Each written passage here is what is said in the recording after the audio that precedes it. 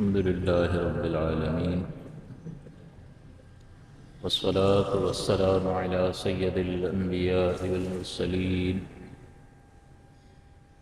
وعلى آله وأصحابه أجمعين. أما بعد، فأعوذ بالله من الشيطان الرجيم. بسم الله الرحمن الرحيم. قال الله عز وجل في القرآن المجيد والفرقان الحميد: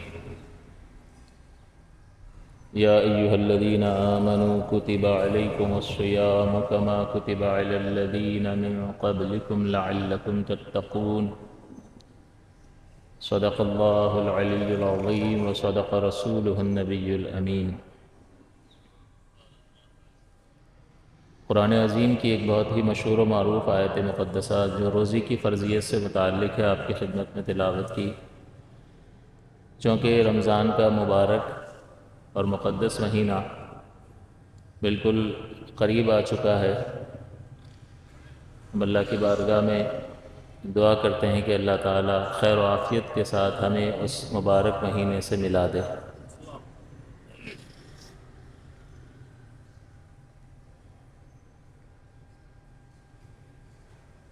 امید ہے کہ اگلے جمعے پر، بلکہ یقیناً انشاءاللہ رمضان المبارک ہوگا، تو اللہ تعالیٰ نے اس کی فرضیت سے متعلق ارشاد فرمایا: کتب علیکم الصیام، اے ایمان والو تم پر روزہ فرض کر دیا گیا، کما کتب علی الذین من قبلکم، جیسا کہ تم سے پچھلوں پر فرض کیا گیا تھا، لعلکم تتقون، تاکہ تم پرہیزگار بنو. اس کا مطلب یہ ہوا کہ یہ اس قدر اہم ترین عبادت ہے کہ کوئی بھی امت اس عبادت سے خالی نہیں ہے. اس کا مطلب ایسی اس کی برکت ہے کہ ہر ایک کی یہ ضرورت ہے اللہ تعالیٰ کا قرب حاصل کرنے کے لیے. تو جو اس روزے کے قریب نہیں آیا اور اس نے اس عبادت کو اختیار نہیں کیا، وہ اللہ تعالیٰ کا قرب حاصل نہیں کر سکے گا، کیونکہ اللہ کا قرب تقوی اور پرہیزگاری سے ملتا ہے، اور تقوی اور پرہیزگاری کی صفت انسان کو اپنے نفس پر قہر کرنے کی صورت میں حاصل ہوتی ہے، اور اس کی بہترین صورت روزہ ہے. اسی لیے اللہ تعالیٰ نے فرمایا کہ کما کتب علی الذین من قبلکم، تم پر فرض کیا گیا، تو ایسا نہیں ہے تم ہی پر فرض کر دیا گیا ہے، یہ اسی طرح سے ہے جیسے تم سے پہلوں پر فرض کیا گیا تھا.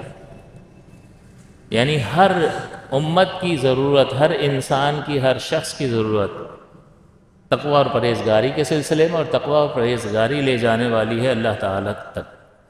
تو انسان جو ہے وہ کوشش کرتا ہے مال جمع کر لے، مشہور ہو جائے، اقتدار حاصل کر لے، اور دنیا جہاں کی نعمتوں کو حاصل کرنے کی کوشش کرتا ہے، لیکن اصل اس کا اس زندگی کا جو اس کو مخصوص جو وقت دیا گیا ہے، آپ کا کچھ اور ہے، میرا کچھ اور ہے، ان کا کچھ اور ہے، جو بھی وقت دیا گیا ہے وہ اصل ہمارا سرمایہ ہے، اور اس سے کمانا ہے اللہ تعالیٰ کی رضا کو. وہ ہے انسان کا زندگی کا یعنی مقصد، جس کو ہم مقصد حیات دوسرے لفظوں میں کہہ سکتے ہیں. تو اصل مقصد حیات اللہ تعالیٰ کا قرب ہے، اور وہ تقوی اور پرہیزگاری کے بغیر حاصل نہیں ہو سکتا. تو جب تقوی اور پرہیزگاری یا اللہ کا قرب جو ہے، یا یوں کہیں اللہ کا قرب اصل مقصد زندگی ہے، اور اس تک پہنچانے والا تقوی اور پرہیزگاری ہے، اور اس تقوی اور پرہیزگاری تک لے جانے والا روزہ ہے. اس کا مطلب یہ ہوا کہ بالواسطہ جو ہے وہ روزہ اللہ تعالیٰ کی بارگاہ میں عزت اور اکرام کا سبب اور ذریعہ ہے، اور اللہ کی جانب سے حاصل ہونے والے بے شمار انعامات کا سبب اور ذریعہ ہے. ہمارا جب سیزن ہوتا ہے تو اس میں ہم کتنے مصروف ہو جاتے ہیں کہ یار یہ سیزن کا وقت ہے، اس میں وقت ضائع نہیں کرنا. جو گارمنٹس والے ہوتے ہیں وہ پہلے سے تیاری کر رہے ہوتے ہیں، یعنی وہ اس حد تک تیاری کرتے ہیں کہ گرمی کا سیزن چل رہا ہے، مال سردی کا بن رہا ہے، کیونکہ گرمی کا تو مال سردی میں تیار ہو گیا، اور گرمی میں ڈیلیور کا وقت آتا ہے، اس وقت تیاری کا کہاں موقع ہوتا ہے. تو اس قدر جو ہے وہ پلاننگ کر رہے ہوتے ہیں سیزن کی. درزی کتنا مصروف ہوتا ہے، اور دیگر افراد دکانوں میں مال بھر لیتے ہیں کہ رجب شعبان جو ہے وہ. اسی طرح کھانے پینے کی اشیاء کا سیزن جو ہے، حالانکہ روزہ جو ہے وہ کھانے پینے سے رکنے کا سیزن ہے، لیکن ہم نے اس کو طرح طرح کی غذاؤں کا اور خوراک کا سیزن بنا لیا. تو بہرحال جو بھی انسان کا سیزن ہوتا ہے، اس سیزن میں وہ کس قدر اپنے آپ کو اپنے مقصد سے قریب کرتا ہے اور کس قدر وہ ہمت کے ساتھ اور بغیر وقت ضائع کیے اپنے مقصد کو حاصل کرنے کی طرف کوشش کر رہا ہوتا ہے۔ اسی طرح سے زندگی کا حاصل اور مقصد اللہ کا قرب ہے، اور رمضان المبارک کا مہینہ اس مقصد کے حصول کا سب سے بڑا سبب اور ذریعہ ہے۔ لہٰذا اس سیزن کو ہمیں بھرپور طریقے سے حاصل کرنے کی کوشش کرنی چاہیے۔ تو یہ پچھلوں پر بھی فرض کیا گیا اور ہم پر بھی فرض کیا گیا، لعلکم تتقون، تاکہ تمہیں پرہیزگاری حاصل ہو۔ اس میں اللہ تعالیٰ کی بیش بہا رحمتیں اور برکتیں انسان کا مقدر بنتی ہیں۔ ہم اصل میں مادہ پرست لوگ ہیں، تو ہمیں کوئی چیز، ایک ایسی چیز جس کو ہم دیکھ سکیں، جس کو ہم چھو سکیں، جس کو ہم استعمال کر سکیں، اس کی بڑی اہمیت ہوتی ہے۔ لیکن اگر کوئی کہ برکت حاصل ہوگی تو وہ کیونکہ ٹینجیبل نہیں ہے، وہ نظر نہیں آتی ہے، اس کو چھو نہیں سکتے ہیں، بس اللہ اور اس کے رسول کا وعدہ ہے، تو اس کی طرف اتنی رغبت نہیں ہوتی۔ لیکن یہ اس کا سبب بھی جاننے کی کوشش کرنی چاہیے کہ وجہ کیا ہے۔ اصل وجہ ایمان کی کمزوری ہوتی ہے، جس کی وجہ سے انسان جو ہے اللہ اور اس کے رسول پر اتنا اعتماد اور بھروسہ نہیں کرتا جتنا اپنے حواس پر، اپنی عقل پر، اپنی چالاکی پر، اپنے تجربات اور اپنے مشاہدات پر کرتا ہے۔ لہٰذا ایسے لوگوں کو اس بات کے بارے میں سوچنا چاہیے کہ اللہ اور اس کے رسول پر یقین اور اعتماد کیوں نہیں ہے، کیونکہ یقین اور اعتماد کیا کرتا ہے؟ آپ کو عمل پر ابھارتا ہے۔ اچھا یہ ملے گا، چلو چلو کرتے ہیں۔ کوئی کہہ دے کہ بھئی فلاں جگہ جو ہے وہ اچھی پراپرٹی مل رہی ہے، اچھا واقعی دو چار کو چیک کرے گا، آ جاؤ جی، اتنی محنت کیوں؟ یہاں سے سنتا، یہاں سے نکال دیتا، نہیں، ذہن میں رکھے گا، گھر جائے گا، دو چار کو فون کرے گا۔ خالی خبر ملنے پر فون کر رہا ہے، کیونکہ ایک ٹینجیبل، ایک ایسا جس کو ہاتھ لگا سکے، جس کو فیل کر سکے، یہ مادہ پرست، مادے کی عبادت کرنے والا شخص جو ہے وہ اس میں لگ جاتا ہے۔ حرج بھی نہیں ہے رزق حلال کے حصول کے سلسلے میں، لیکن ذرا اپنا انسان موازنہ تو کرے نا، اپنی حرکتوں کا، اپنے اعمال اور افعال، اپنی سوچ اور فکر، اور جو چیز اس کے اندر تحریک پیدا کرتی ہے، ایک دم اس کو کسی کی خبر اتنی تحریک پیدا کر دے اور اللہ اور اس کے رسول کی خبر تحریک پیدا نہ کرے، تو بتاؤ فکر مند ہونے کی ضرورت ہے یا نہیں ہے؟ کتنا رہ لیں گے ہم یہاں پر؟ ایک مخصوص وقت ہے، اور معلوم نہیں ہے کالی داڑھی والا پہلے جاتا ہے یا سفید والا پہلے جاتا ہے، کچھ پتہ نہیں ہے۔ گل پلازہ کا واقعہ دیکھ لیں، بیچارے کتنے نوجوان تھے، بچے تھے جو کام کرتے تھے وہاں، لیکن وہ رخصت ہو گئے اور رمضان کا مہینہ انہیں میسر نہیں آیا۔ تو اس لیے ہمیں ذرا اپنا محاسبہ، کڑا احتساب کرتے رہنا چاہیے، تاکہ کہیں ایسا نہ ہو کہ یہ وقت ہمارا ضائع ہو جائے۔ اور علماء اور مفتیان کرام کے صحبت کو اور اللہ تعالیٰ سے ڈرانے والوں کی صحبت کو اختیار کیے رہنا چاہیے، تاکہ ان کی باتیں کانوں کو لگتی رہیں اور کبھی نہ کبھی یہ بات دل پر اثر کر جائے تو انسان کی زندگی تبدیل ہو جائے۔ یہی وہ مہینہ ہے جو انسان کی زندگیوں کو تبدیل کر دیتا ہے۔ بہت سے لوگ پہلے نمازیں نہیں پڑھ رہے ہوتے، پھر پڑھنا شروع کر دیتے ہیں اور زندگی بدل جاتی ہے۔ تو یہ بہت برکت والا مہینہ ہے، اس کی برکات کو اہمیت دینے کی ضرورت ہے، اللہ اور اس کے رسول کے فرمان پر یقین کرتے ہوئے۔ تو جو مستعد نظر آتا ہے، اس کا مطلب یہ ہے کہ یہاں کچھ ہے، تبھی تو مستعد نظر آتا ہے۔ راتوں کو جاگ رہا ہے، محنتیں کر رہا ہے، اپنے آپ کو گناہوں سے بچا رہا ہے، اپنے روزے کو مکروہات سے محفوظ رکھ رہا ہے اور اپنا وقت زیادہ سے زیادہ عبادات میں صرف کر رہا ہے۔ کیا ہوا ہے؟ کیا ہے؟ اپنی سراسر روٹین کو تبدیل کر دیا۔ دکانیں جلدی بند ہو رہی ہیں، سحری کے وقت میں اٹھ رہا ہے، ویسے تو نہیں اٹھتا ہے، ساری روٹین اس کی تبدیل ہو جاتی ہے۔ تو جو جتنا اپنے آپ کو زیادہ منہمک رکھے گا، اس کا مطلب یہ ہے کہ یہاں کچھ ہے جس کا اثر اس کے ظاہری کردار میں نظر آ رہا ہے۔ اب یہاں ایک حدیث پاک میں، دو حدیث پاک احادیث میں آپ کی خدمت کا ذکر کرتا ہوں، پھر اسی پر انشاءاللہ کلام کریں گے۔ رحمت دو عالم صلی اللہ علیہ وسلم نے فرمایا، ایک تو یہ ہے کہ یہ رمضان کا مہینہ جو ہے، اس میں اتنا ثواب اور اجر کیوں ہے؟ کیا وجہ ہے؟ اتنی برکتیں کیوں ہیں اس میں؟ تو حضرت ابو ہریرہ رضی اللہ تعالیٰ عنہ روایت کرتے ہیں، عن ابی ہریرہ رضی اللہ تعالیٰ عنہ قال قال رسول اللہ صلی اللہ علیہ وسلم کل عمل ابن آدم لہو، کہ ہر بنی آدم کا ہر عمل اس کے لیے ہے، تمہاری نماز بھی تمہارے لیے، تمہارا صدقہ بھی تمہارے لیے، تمہارا حج بھی تمہارے لیے الا الصیام، سوائے روزے کے۔ یہ کیا؟ باقی ساری عبادات تمہارے لیے، الا الصیام، یہ روزے کا استثناء کیوں فرمایا جا رہا ہے؟ اس کو الگ سے باہر کیوں نکالا جا رہا ہے؟ فَإِنَّهُ لِي، کیونکہ وہ میرے لیے ہے، وَأَنَا أُجْزِي بِهِ، اور میں ہی اس کا اجر دوں گا۔ اس کا مطلب کسی کو پتہ ہی نہیں ہے اس کا اجر اور ثواب ہے کیا، کسی کو معلوم نہیں ہے۔ اور مزید فرمایا عن ابی ہریرہ رضی اللہ تعالی عنہ قال، کہ ابو ہریرہ رضی اللہ تعالی عنہ سے مروی ہے، آپ فرماتے ہیں قال رسول اللہ صلی اللہ علیہ وسلم، کہ اللہ کے رسول صلی اللہ علیہ وسلم نے فرمایا کل عمل ابن آدم یضاعف لہ، کہ بنی آدم کا ہر عمل اس کے لیے دگنا کر دیا جاتا ہے۔ ایک کا 10 تو ویسے ہی کسی بزنس میں اتنا نفع نہیں ہے، ایک لگاؤ 10، ایک عمل کرو 10 نے کیا، اور گناہ کرے گا تو ایک کا ایک ہے، اس لیے کہ اللہ تعالیٰ ظلم نہیں کرتا۔ ان اللہ لا یظلم مثقال ذرہ، ذرہ سب سے چھوٹی چیز، اگر آپ کہو چھوٹی سے چھوٹی چیز اس کو ذرہ کہتے ہیں، اللہ ذرہ برابر بھی کسی پر ظلم نہیں کرتا۔ کیوں ظلم کیوں نہیں کرتا؟ آپ اور میں ظلم کیوں کرتے ہیں؟ کسی کا مال چھین لیا، کسی سے رشوت لے لی، کسی کا حق دبا لیا، کسی کو طاقت کے بلبوتے پر اس سزا دے دی۔ ہم ظلم کیوں کرتے ہیں؟ اس لیے کہ ہم کمزور ہیں، ہم محتاج ہیں، ہمیں مال کی ضرورت ہوتی ہے، نہیں ہوتا ہم چھین لیتے ہیں، جیلسی ہوتی ہے ہم چھین لیتے ہیں دوسرے کی ترقی سے، تو ہم ناقص بھی ہیں اور ہم محتاج بھی ہیں، لہذا ہم ظلم کر جاتے ہیں۔ اللہ تعالیٰ کے بارے میں کیا خیال ہے؟ اللہ تعالیٰ تو عظیم ہے، کسی شے کا محتاج ہے ہی نہیں کہ اسے کسی چیز کی ضرورت ہو تو وہ چھین لے، ہم کہے ظلم ہو گیا، اور یعنی وہ نہ محتاج ہے نہ ناقص ہے، اس لیے ظلم نہیں ہے۔ ان اللہ لا یظلم مثقال ذرہ۔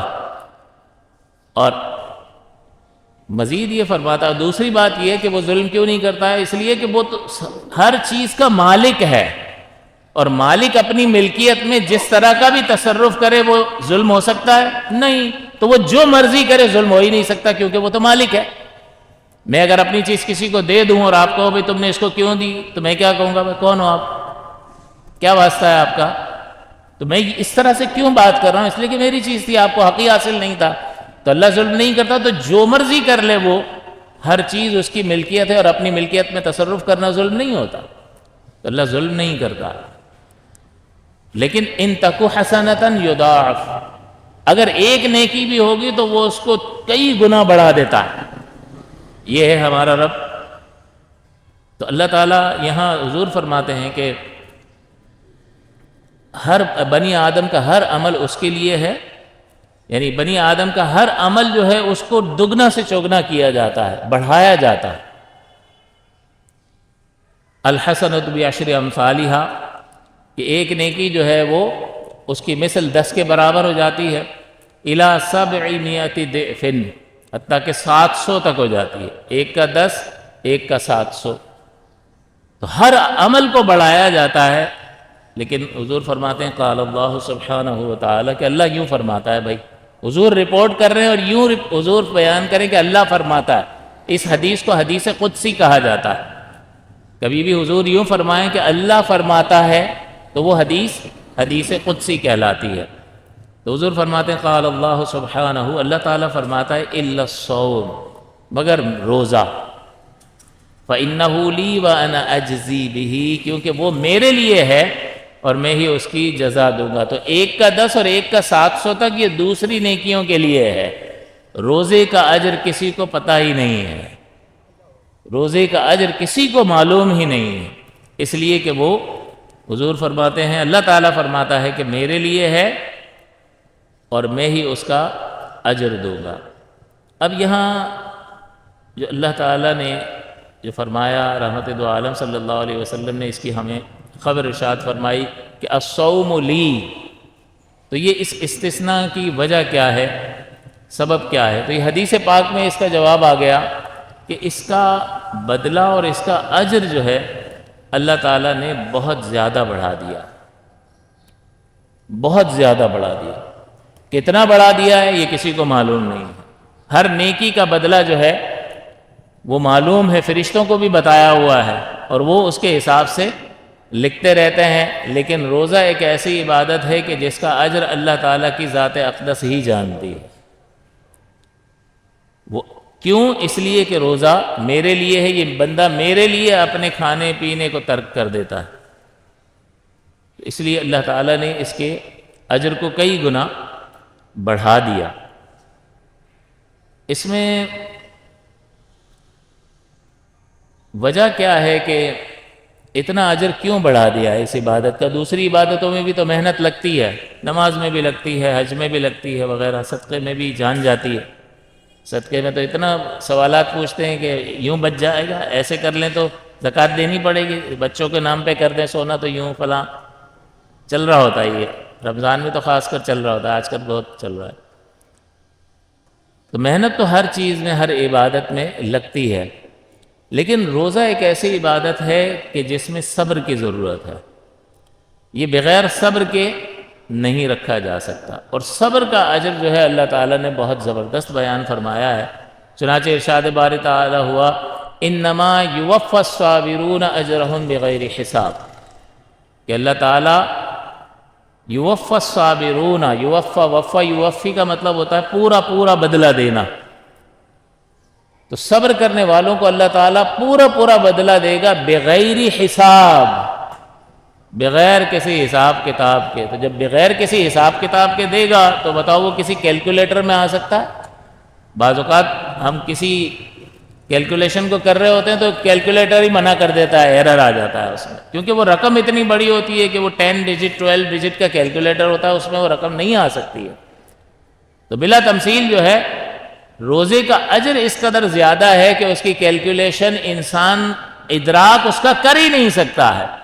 اللہ تعالیٰ چاہے تو بیان فرما دے، لیکن انسانی عقل اس کا تحمل نہیں کر سکتی ہے، اس لیے فرما دیا الصوم لی، روزہ میرے لیے ہے، وانا اجزی بہ، اور میں ہی اس کا اجر اور بدلہ دوں گا۔ تو اس کا اجر اتنا ہے کہ اس کا کوئی حساب نہیں ہے۔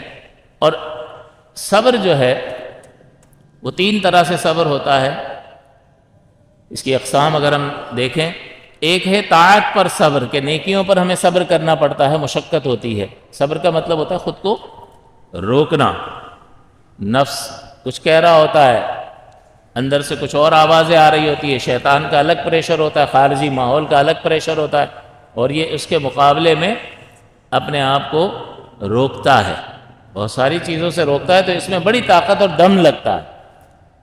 تو جب بھی آپ عبادت کریں گے تو اس میں صبر کی ضرورت پیش آئے گی، تو طاعت میں صبر کی ضرورت ہوتی ہے۔ پھر صبر عن المعصیہ، گناہ سے بچنے میں دم لگتا ہے، اس میں بھی صبر کی ضرورت ہوتی ہے۔ تو ایک دوسرا صبر وہ ہے کہ جو معصیت سے بچنے کے لیے درکار ہوتا ہے، اور تیسرا جو ہے صبر جو مصیبتیں اور مشقتیں ہوتی ہیں ان کو برداشت کرنا جو ہے، یہ صبر کی تیسری قسم ہے۔ اور روزہ جو ہے اور ہر ایک صبر جو ہے اپنے اندر بے شمار برکات رکھتا ہے اور بہت زیادہ اجر کا سبب اور ذریعہ ہے۔ اور روزہ ایک ایسی عبادت ہے کہ ان تینوں اقسام صبر کو اپنے اندر شامل کیے ہوئے ہے۔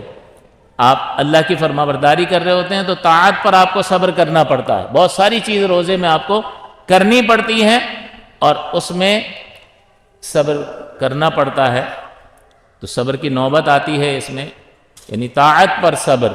دوسرا الصبر عن المعصیہ، گناہوں سے بچنے پر صبر کرنا پڑتا ہے، یعنی انسان اپنے آپ کو روکتا ہے، بھئی کوئی غلط چیز نہ ہو جائے، روزہ میرا مکروہ نہ ہو جائے، گالی نہ نکل جائے، کسی کو دھوکہ نہیں دے گا، اور بہت ساری چیزیں، بدنگاہی نہیں کرے گا کہ روزہ میری عبادت خراب نہ ہو جائے، لہٰذا اس روزے کی وجہ سے وہ اپنے آپ کو گناہوں سے بھی روکتا ہے، اور روکنے ہی کو صبر کہتے ہیں۔ تو صبر عن المعصیہ بھی روزے میں پایا جاتا ہے، اور اس کے علاوہ صبر عن المصائب جو ہیں، پریشانیوں پر صبر کرنا، یہ بھی روزے میں پایا جاتا ہے کہ بھوک کی پریشانی کو برداشت کر رہا ہے، صبر کر رہا ہے، پیاس کو برداشت کر رہا ہے، تھکن کو برداشت کر رہا ہے، اس کی ساری روٹین تبدیل ہو جاتی ہے، صبح کب اٹھ رہا ہے، سونے کا ٹائم الگ، کام پر جانے کا ٹائم الگ، کام سے واپسی کا ٹائم الگ، افطار ہے، افطار کے بعد جو ہے وہ یہاں حلق تک بھر لیتے ہیں تو پھر نیند کا غلبہ اور پھر تراویح، تو یہ تھکن جو ہے اس پر اس کو صبر کرنا پڑتا ہے. حالانکہ ذرا تھوڑا سا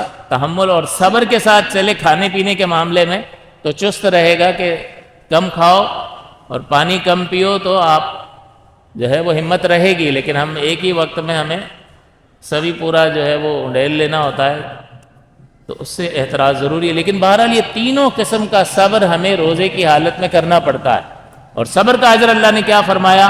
انما یوفی الصابرون اجرہم بغیر حساب، کہ اللہ تعالیٰ صبر کرنے والوں کو ان کا پورا پورا بدلہ دے گا بغیر حساب کے. تو بغیر حساب کے کیا مطلب ہے؟ ایسے ہی ہوتا ہے بغیر حساب کے تو پھر اللہ کا دینا. اور اللہ تعالیٰ فرماتا ہے روزہ میرے لیے ہے. تو یہ اللہ تعالیٰ جو اپنی ذات اقدس کی طرف اس عبادت کی نسبت کر رہا ہے، اسی نے اس کا درجہ بلند کر دیا اور اسی نے اس کا اجر بڑھا دیا. تو ایک تو یہ دیگر اسباب اس کے ہیں. دوسرا یہ کہ اللہ تعالیٰ الصوم لی جو فرما رہا ہے کہ روزہ میرے لیے ہے، اس اپنی ذات اقدس کی طرف نسبت کرنے کی وجہ سے اس عبادت کا مرتبہ دیگر عبادات کے مقابلے میں اجر کے اعتبار سے بہت زیادہ. تو یہ الصوم لی جو حضور نے فرمایا، اس پر توجہ کرنے کی ضرورت ہے کہ یہ اللہ تعالیٰ فرما رہا ہے روزہ میرے لیے ہے، تو پھر کسی کو بھی ایسا نہیں کرنا چاہیے کہ وہ روزہ ترک کر دے، وہ اس نعمت سے اپنے آپ کو محروم کر دے کہ اس کا اجر اس قدر زیادہ ہے کہ انسان اس کا حساب نہیں لگا سکتا. اور یہ سیزن کو مس کر رہا ہے، یہ کمائی کو ضائع کر رہا ہے. تھوڑا سا گٹکے کی عادت، سگریٹ کی عادت، بھوک برداشت نہیں کر سکتا، پیاس برداشت، باقی دوسری مصیبتیں آئیں گی تو سب کر جائے گا یہ سیانہ. لیکن اللہ کے لیے اس کو بہانے سوچتے ہیں، لیکن یہ اپنا بہت بڑا نقصان کرتا ہے. دوسرا وہ جو روزہ رکھ رہا ہے لیکن اپنے آپ کو مکروہات سے اور ناپسندیدہ اعمال سے نہیں بچا رہا، صرف بھوک اور پیاس کو برداشت کر رہا ہے لیکن اپنے اعضاء کو نہیں روک رہا. لیکن حالانکہ روزہ لے جانے والا تھا تقویٰ اور پرہیزگاری کی طرف. تو جو شخص گناہوں سے اپنے آپ کو بچا نہیں سکتا روزے کی حالت میں، تو پھر بتائیے کہ رمضان کے بعد کیا وہ اپنے آپ کو خطاؤں سے اور غلطیوں سے اور گناہوں سے بچا سکے گا؟ تو اصل مقصد ہی اس نے فوت کر دیا. نبی اکرم صلی اللہ علیہ وسلم نے فرمایا من لم یدع قول الزور والعمل به، کہ جو شخص جھوٹی بات کہنا اور اس پر عمل کرنا نہ چھوڑے تو اللہ تعالیٰ کو اس بات کی ضرورت نہیں ہے. فَلَيْسَ لِلَّهِ حَاجَةٌ أَن يَدَعَ طَعَامَهُ وَشَرَابَهُ، تو اللہ کو اس کی کوئی ضرورت نہیں ہے کہ وہ اپنا کھانا پینا چھوڑ دے. اس کو بھوک اور پیاس کے سوا کچھ بھی حاصل نہیں ہو سکتا، کیونکہ یہ ایک پریکٹس ہے کہ جو انسان کو مضبوط کرنے کے لیے آتی ہے، اور وہی اس ہی پریکٹس کے دوران اگر یہ اپنے آپ کو مضبوط نہیں کر پا رہا تو پھر بعد میں کیا کرے گا؟ تو روزے کی نورانیت اور روزے کی جو برکت ہے اس کو وہ ضائع کر دیتا ہے. تو لہٰذا نہ رکھنے والا بھی مصیبت میں ہے، اور رکھنے والا کما حق ہو اس سے وہ فائدہ حاصل نہیں کرتا ہے جو کہ اس سے حاصل ہونا چاہیے. لہٰذا ہمیں کوشش کرنی چاہیے کہ جہاں اپنے جسم کو ان خواہشات سے دور کر رہے ہیں، نفسانی اور حیوانی خواہشات سے، کہ تینوں چیزیں جو ہیں روزے کی تعریف میں آتا ہے نا، کھانا پینا اور ازدواجی تعلق سے خود کو نیت عبادت کے ساتھ مخصوص وقت میں صبح صادق سے لے کر غروب آفتاب تک روک لینا، اس روکنے کا نام ہے روزہ. تو وہ ان حیوانی خواہشات سے تو خود کو روک لیتا ہے لیکن اس کی روحانیت کوئی ترقی نہیں کر پاتی. حالانکہ یہ حیوانیت کو دباؤ گے تو روحانیت ترقی کرے گی، لیکن دوسرے درجے میں وہ اپنے آپ کو گناہوں سے روکتا ہی نہیں ہے. تو اس روزے کی برکت کو وہ زائل کر دیتا ہے، پھر کما حق ہو اس کے اثرات انسانی زندگی پر ظاہر نہیں ہوتے ہیں. لہٰذا ہمیں غور کرنا ہوگا کہ یہ بھوک اور پیاس کا نام نہیں ہے روزہ، بلکہ اپنے آپ کو ہر طرح کی اللہ کی نافرمانی سے روکنے کا نام ہے. مزید یہ کہ جو نیکیوں کا اتنا اجر بڑھا دیا جاتا ہے اس کے مختلف اسباب ہوتے ہیں. بعض اوقات جو ہے کسی جگہ کی اہمیت کی وجہ سے نیکی کا اجر بڑھا دیا جاتا ہے. جیسے مکے میں اگر آپ عبادت کرو گے تو یہاں سے زیادہ ہے یا نہیں؟ کہیں بھی کر لو وہ عبادت کا اجر جو وہاں ملتا ہے کہیں اور نہیں ملتا. مدینہ شریف میں جو عبادت کی جاتی ہے کہیں اور وہ اجر ملتا ہے؟ نہیں ملتا. تو وہ اتنے اجر کا جو اضافہ اور بڑھوتری ہے وہ کس وجہ سے ہے؟ مکان کی وجہ سے. اور بعض اوقات جو ہے کسی عمل کا اجر جو ہے وہ بڑھا دیا جاتا ہے زمانے کی وجہ سے. کسی وقت میں اللہ تعالیٰ اتنی برکت رکھ دیتا ہے اور اس وقت کی برکت کی وجہ سے عمل میں اضافہ ہو جاتا ہے. اور رمضان وہی بابرکت وقت ہے. نبی اکرم صلی اللہ علیہ وسلم سے پوچھا گیا، بلکہ حضور نے فرمایا کہ اس ماہ مبارک میں جو شخص نفل ادا کرتا ہے اس کا اجر فرض کے برابر ہے. اور فرض کیا چیز ہے؟ فرض وہ عمل ہوتا ہے جس کو اللہ تعالیٰ نے لازم کیا ہو. ایک ہے ہم خود اپنے اوپر کوئی چیز لازم کر لیں، منت مان لیں، واجب کر لیں، یا ویسے ہی نفل پڑھ لیں.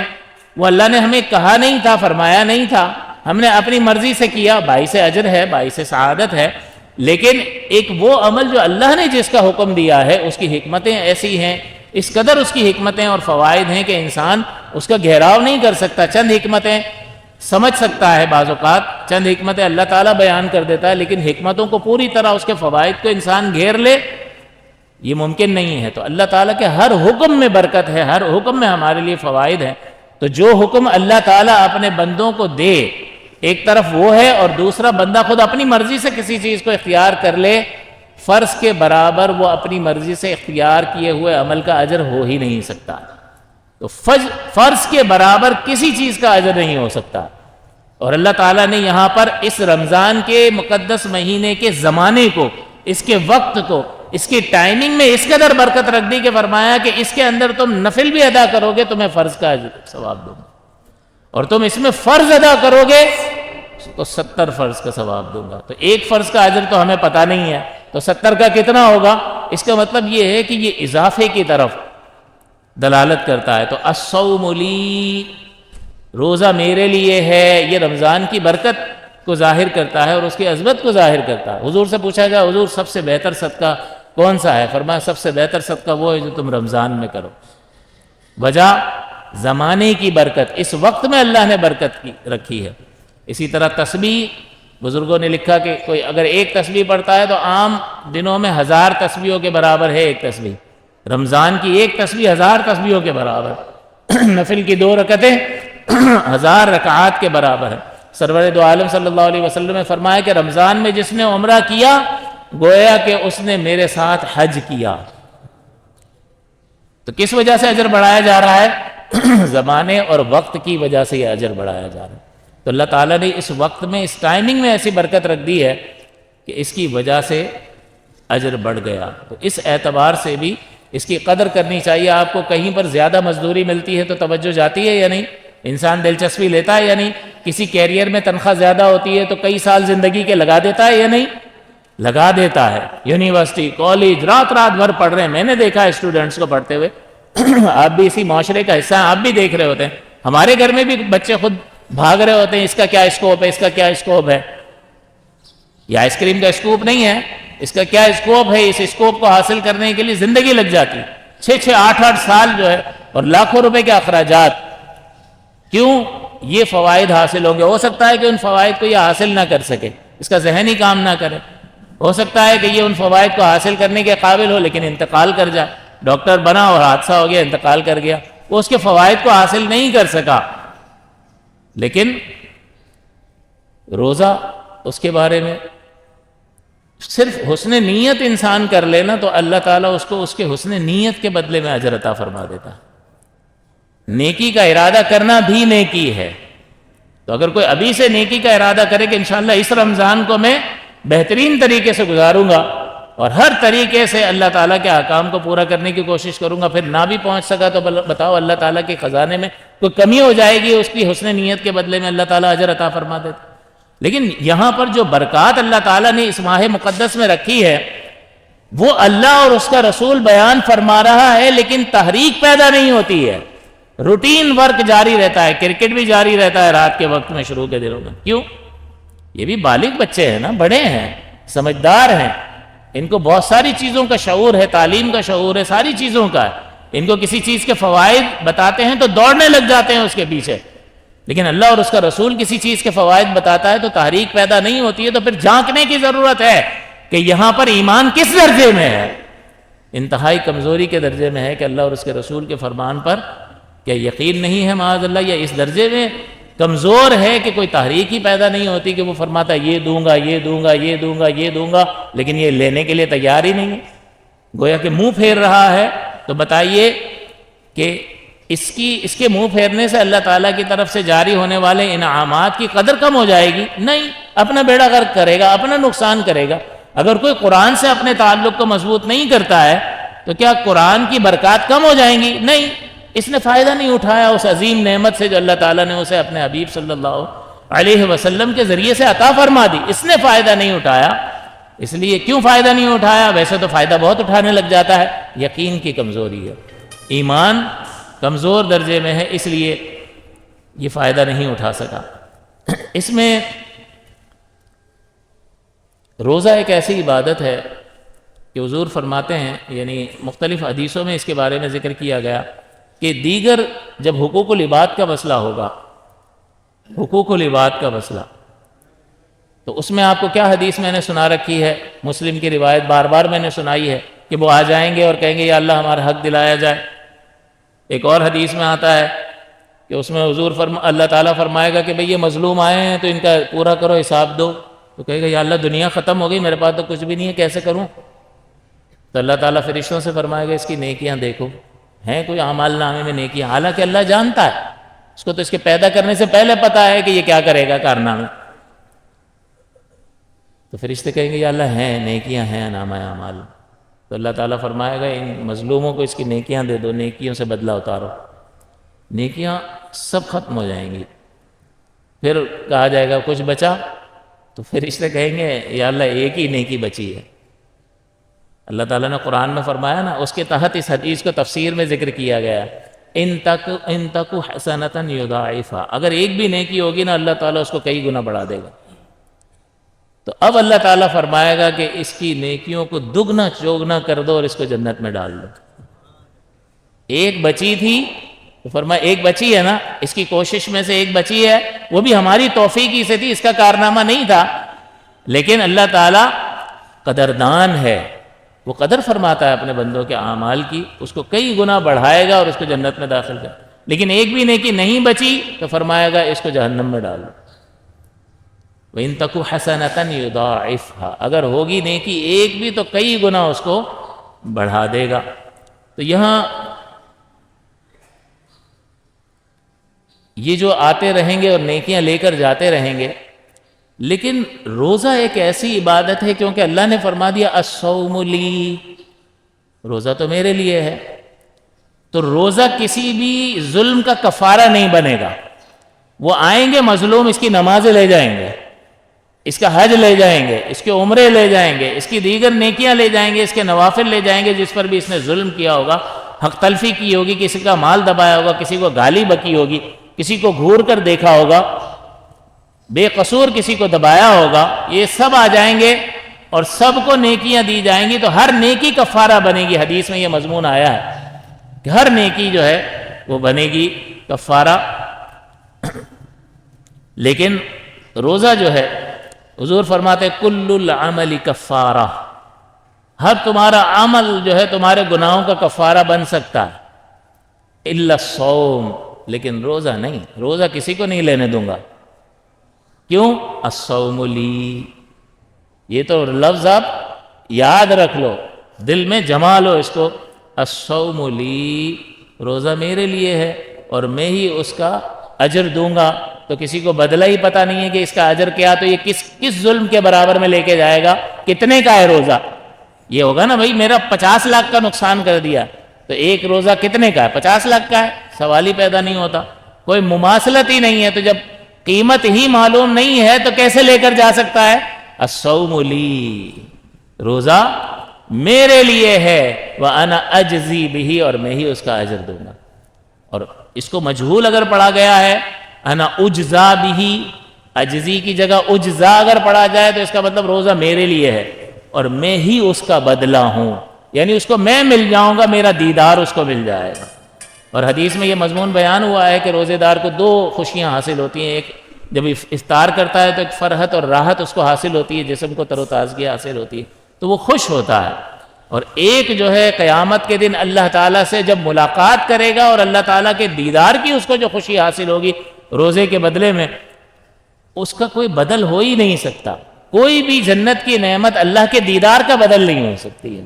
اسی لیے یہ جو انعام ملے گا کس وجہ سے ملے گا؟ الصوم لی وانا اجزی بہ، تو ہر بنی آدم کا ہر عمل جو ہے اس کے گناہ کا کفارہ بن جائے گا، کہ اگر ظلم کیا ہے تو وہ سب لے کر جاتے رہیں گے، لیکن روزہ کسی کو بھی کفارے کے طور پر نہیں دیا جائے گا۔ تو روزے تو رکھو، اپنے اعمال نامے میں کثیر روزے جمع کر لو، کہ یہ اللہ تعالیٰ کو بہت زیادہ محبوب عبادت ہے۔ بس یہ فرما دیا نا الصوم لی، تو الصلاۃ لکم تمہارے لیے تمہارے گناہوں کا کفارہ بن جائے، الصدقۃ لکم صدقہ بھی تمہارے لیے تمہارے گناہوں کا کفارہ لوگ چھین کے لے جا سکتے ہیں، الحج لکم عمرہ لکم، یہ عبادات تمہارے لیے ہیں، لوگ لے جائیں گے اگر تم نے ظلم کیا ہوگا، لیکن الصوم لی، روزہ میرے لیے ہے، اس کو کوئی نہیں لے کر جا سکتا، یعنی اس کا اجر اس قدر بے حساب ہے۔ بتاؤ اب اگر کوئی شخص اس کو ضائع کرتا ہے، اس کی برکات سے اپنے آپ کو محروم رکھتا ہے، تو یہ کتنی بڑی بدبختی ہے۔ اور پھر کیا معلوم کہ یہ آخری رمضان ہو، بلکہ ہر شخص کو رمضان اس طریقے سے گزارنا ہے کہ بس دس از دا لاسٹ ون، یہ میرا آخری ہے، کیونکہ کتنے سال میں کتنے افراد جو ہیں ہر طرح کی عمر کے چلے گئے، بوڑھے بھی چلے گئے، جوان بھی چلے گئے، بچے بھی چلے گئے۔ آپ اپنے رشتہ داروں میں اطراف میں دیکھیں گے آپ کو ہر عمر کا، اور سوشل میڈیا کا دور ہے، فوراً خبر آ جاتی ہے، ایسے چمکتے ہوئے چہرے، نوجوان بالکل، انا للہ و انا الیہ راجعون لکھا ہوا آتا ہے، بندہ حیران، یار یہ کیا ہوا؟ خیر ہے، اس کی تو ذرا تفصیل لیتا ہے نا، کیا ہوا کیا ہوا۔ ویسے بھی اگر نہیں بھی جانتا ہوتا ہے تو نیچے کمنٹس میں پڑھتا ہے، پتہ تو چلے ریزن کیا ہوا، ہارٹ اٹیک ہو گیا، فلاں ہو گیا، یہ ہو گیا، تو پتہ نہیں ہے۔ اب ہمیں معلوم نہیں ہے اگلا جمعہ روزہ ہے یا جمعرات روزہ ہے، تو ہم جمعرات یا جمعے تک پہنچتے ہیں کہ نہیں پہنچتے ہیں؟ ایسا نہ ہو کہ وہ جو گزر گیا نا غفلت میں وہی آخری تھا ہمارا، پھر چانس مس ہو گیا۔ چانس مس نہیں کرنا ہے، اس روزے کو اس طرح سے گزارنا ہے۔ اور دوسرا یہ کہ اس کی عظمت اور اس کی افادیت اس لیے ہے کہ اللہ تعالیٰ جو ہے وہ غنی ہے یا نہیں ہے؟ بولو، کسی چیز کا محتاج ہے؟ نہیں ہے۔ بے پرواہ ہے؟ کھانے کا محتاج ہے؟ پینے کا محتاج ہے؟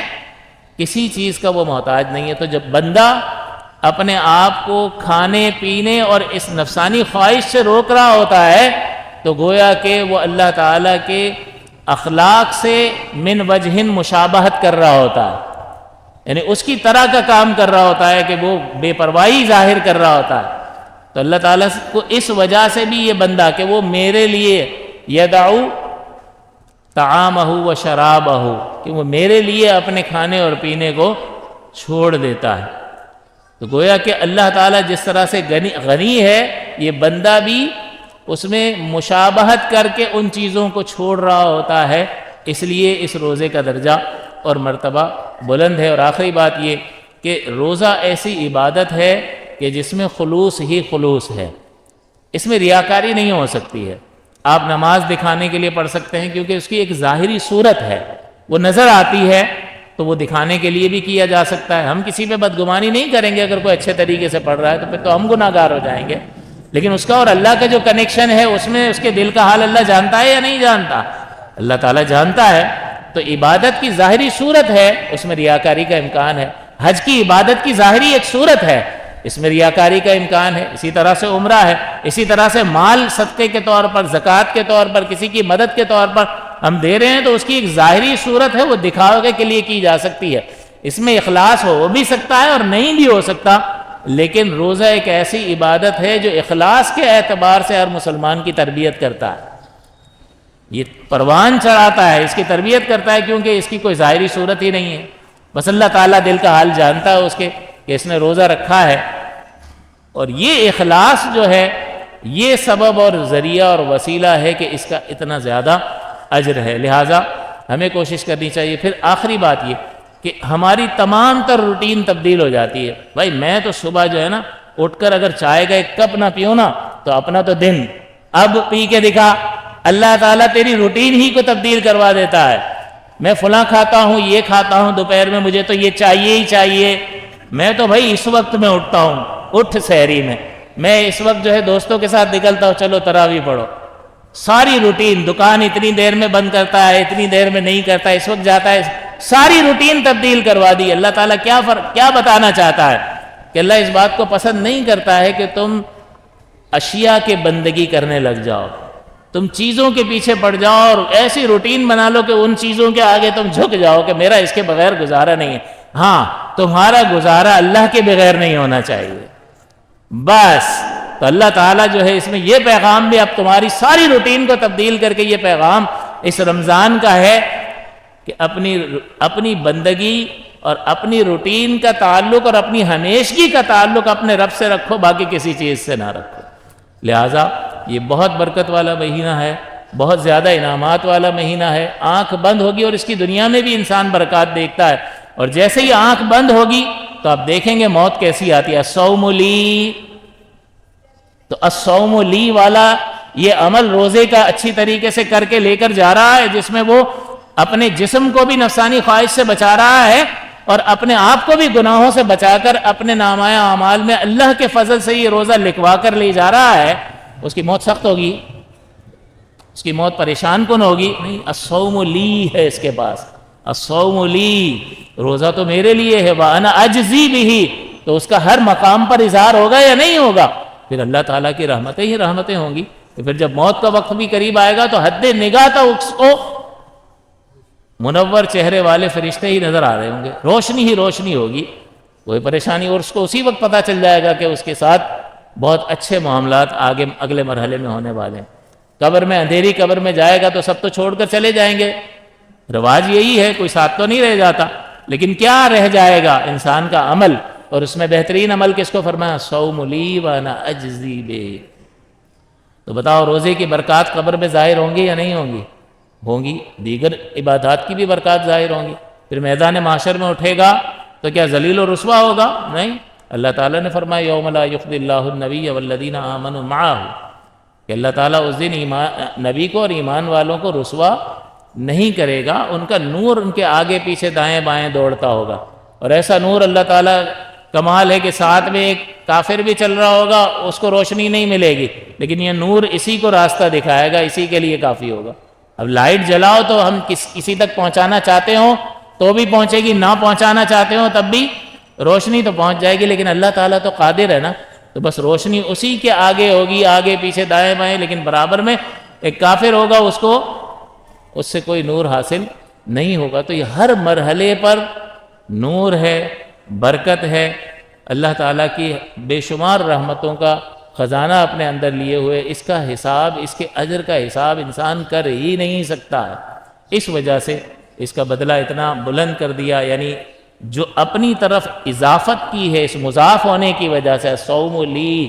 آپ غور کیجئے کہ وہ خالق کائنات جو بزرگ و برتر ہے، کسی کا محتاج نہیں ہے، ساری کائنات کا پیدا کرنے والا، یہ بندہ جب اپنی نفسانی خواہشات کو اس کے لیے ترک کرتا ہے تو اللہ تعالیٰ کیسی قدر فرماتا ہے. الصوم لی وانا اجزی بہ، یہ روزہ میرے ہی لیے ہے اور میں ہی اس کا اجر دوں گا. اللہ تعالیٰ سے دعا ہے کہ اللہ تعالیٰ ہمیں غفلت سے بچنے کی توفیق عطا فرمائے. اس ماہ مقدس میں ہر لغو کام سے بچنے کی توفیق عطا فرمائے. روزے کو اس کے ظاہری اور باطنی حقوق کے ساتھ ادا کرتے ہوئے اپنے نامۂ اعمال میں بیش بہا اضافہ کرنے کی توفیق عطا فرمائے. آمین.